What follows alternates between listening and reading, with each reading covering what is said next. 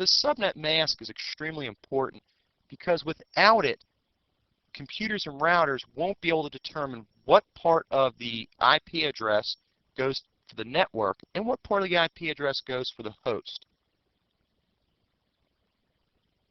So if you take, say, your default subnet mask for a Class C address, which is going to be 255.255.255.0, and you alter that because you've borrowed a certain number of bits, you must make sure you specify that in your subnet mask so that computers and routers can find where to send the information.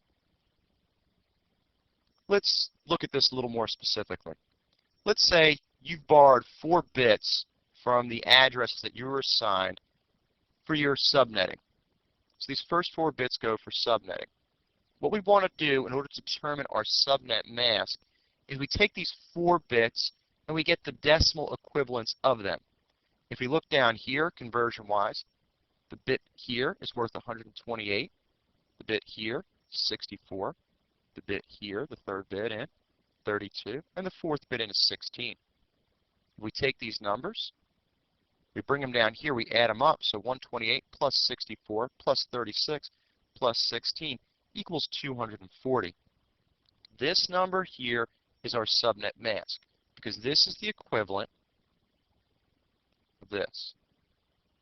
So if we plug this in to our subnet mask, the default subnet mask that is, it would help the computer find where it needs to send its information. Let's go down here and look at this. If we had a Class A address, the default is 255.0.0.0. We plug our subnet mask that we just made because we borrowed 4 bits, we determined to equal 240. It's now going to be 255.240.0.0. In the case of a Class B address, we'd have 255.255.0.0 is the default. We alter it. We use subnets. We borrow 4 bits. The 4 bits equal the decimal value of 240. So we have our subnet mask is now 255.255.240.0. Class C address, here's our default, 255.255.255.0. We borrowed 4 bits, so then our subnet mask becomes 255.255.255.240. I'd like you to do a couple of calculations here. I'd like you to go through and determine the subnet mask for a Class C address where you borrow 3 bits. First, put your default mask. Then, specify the custom mask, which is what you'd have after you borrowed your 3 bits.